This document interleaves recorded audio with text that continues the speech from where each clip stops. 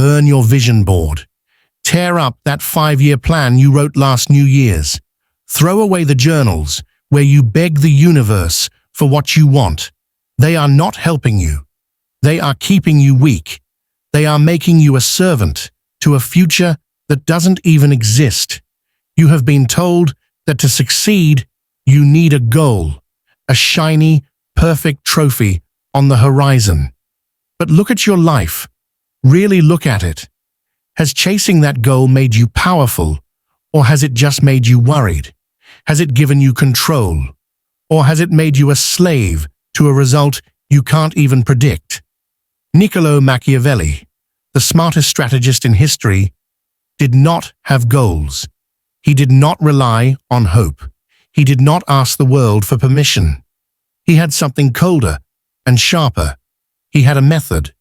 A goal is a wish, disguised as a plan. A method is a siege on a castle. If you are tired of wishing, if you are tired of climbing ladders only to realize they are leaning against the wrong wall, then you are ready for the truth. But be warned, this is not self-help. This is self-conquest. Principle 1. The not yet trap. Most people live their entire lives in a state of becoming. They are always waiting for the promotion, the new gear, the money, or the perfect body.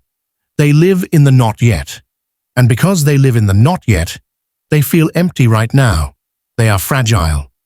One unexpected blow from life, one bad shift in luck, and they collapse. Why?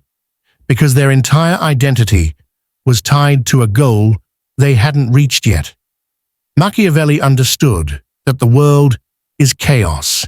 He called it Fortuna, the violent, unpredictable river of fate. If you build your house on the bank of a river called goals, you will drown when the flood comes, and the flood always comes. I'm going to teach you how to stop building on the riverbank and start becoming the river. I am going to show you how to replace the fragile idea of goals with the unbreakable concept of positioning. When you master this, you stop caring about success or failure. Those words don't even matter anymore. You simply move forward. You become inevitable. You become a force that cannot be stopped because you are no longer aiming at a single point. You are expanding in all directions. But to do this, you have to kill the part of you that loves to dream. The part of you that gets a fake win just by talking about what you're going to do. You have to silence the child inside who wants a reward and wake up the strategist who demands power.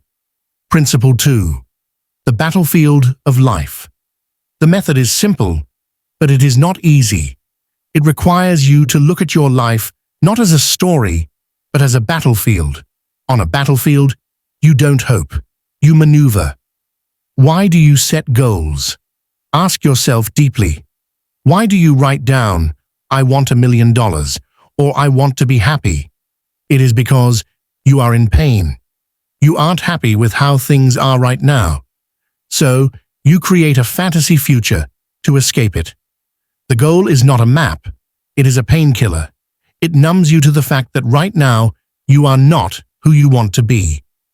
Machiavelli hated hope. He saw it as a weakness. He said that relying on time to solve your problems is what fools do.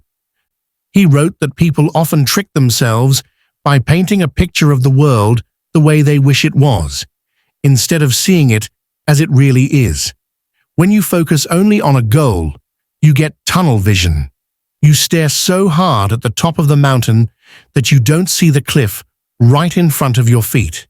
You become rigid, and in nature, things that are rigid break. Think about the last time you failed a major goal. What happened? You crashed. You felt worthless. Why? Because you bet your entire self-worth on an outcome you could not control. You gave your power away to the future. Principle 3. Virtue versus wishing. Machiavelli suggests a different path. Virtue. This isn't virtue like being a nice person. It is about being effective. It is about skill, power, and being ruthlessly good at what you do. A strategist does not say, "I want to be rich." That is a weak desire. A strategist says, "I will master the skill of persuasion. I will learn how money moves. I will position myself where the money has to flow through me." Do you see the difference? The first is a wish. The second is a change to your reality. The goal setter relies on luck. "I hope this works." The strategist relies on necessity. When you delete your goals, you aren't giving up. You are getting serious. You are asking, where am I weak? Where am I losing energy? Who is in my way? This is the shift from a dreamer to an architect.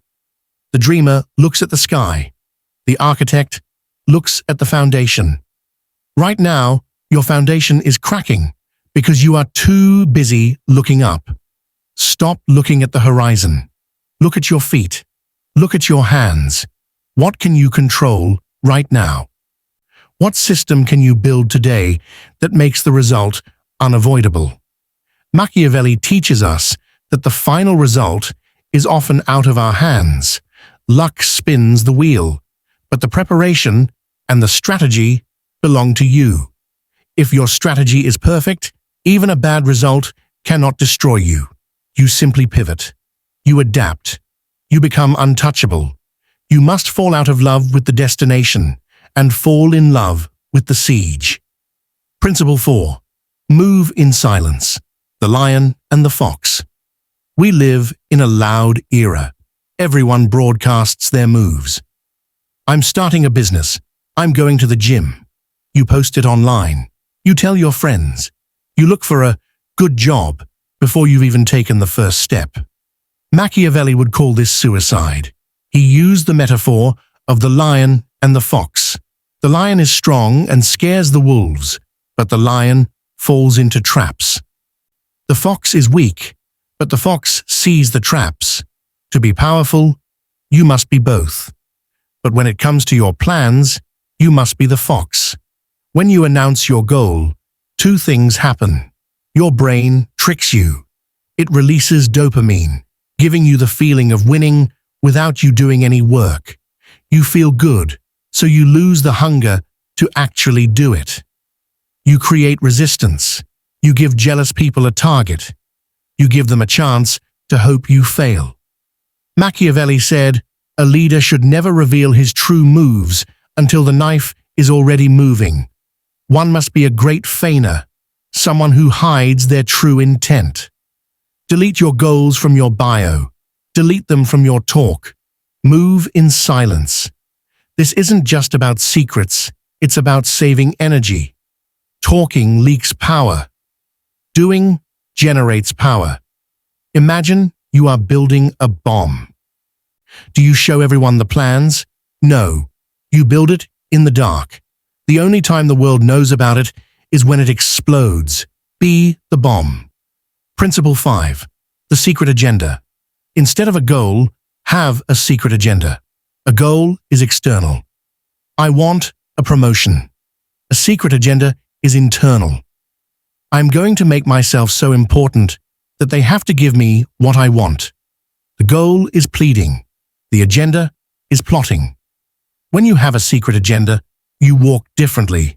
You sit in meetings, and you aren't worried about being seen. You are observing. You are calculating. You know something they don't. This creates a magnetic aura. People can sense you are holding back power. It makes them respect you. Principle 6. Chaos is your fuel. Here is where most people break. You set a goal, you work hard, and then life happens. You get sick. The market crashes. The goal becomes impossible. The goal setter collapses and cries. The Machiavellian laughs. He knows that luck, Fortuna, is like a wild person who loves to be mastered. She is violent and doesn't care about your plans. If you have a rigid goal, chaos is your enemy. If you have a system, chaos is fuel. Machiavelli wrote that it is better to be bold and aggressive than cautious. You must be aggressive with reality. When the plan fails, you don't stop. You attack the new problem. There is no plan A or plan B. There is only the objective, power and control, and the terrain. What is happening right now? If the ground changes, you don't complain that the map is wrong. You throw away the map and look at the ground. This is called anti-fragility. You must position yourself so that you get better when things go wrong. A wind blows out a candle, but it makes a fire bigger. Be the fire.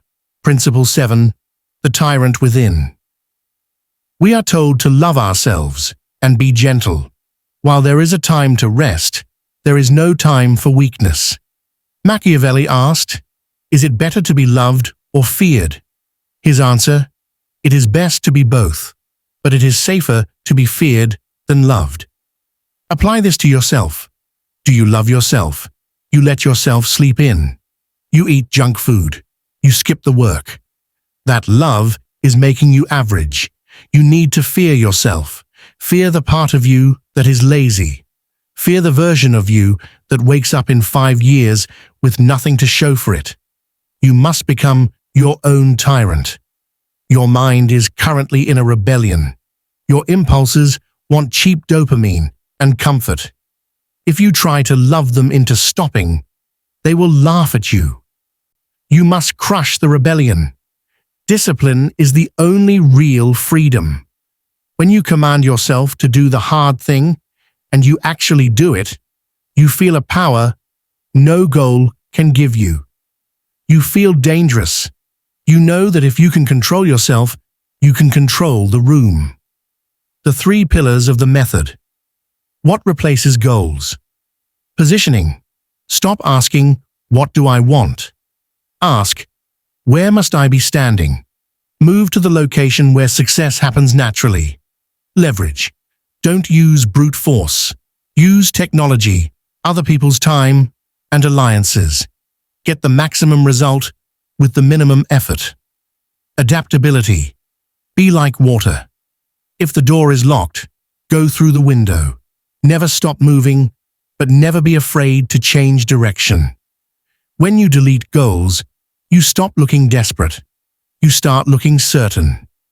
In a world of worried goal setters, the man with a system is king. You become the eye of the storm, calm, cold, and watchful. Stop getting high on the fantasy of the future. Start getting high on the control of the present. Every action is a move for power. Every silence is a maneuver. This is the Machiavellian way. It is dark and lonely, and it requires you to kill the part of you that wants to be saved. No one is coming to save you. Only you can save you. And you will do it not by wishing, but by commanding. Now you are awake. But the mind is a tricky servant. It will try to set a goal tomorrow morning. You must watch it. In the next video, we will learn how to detach from your emotions so completely that you become immune to being controlled.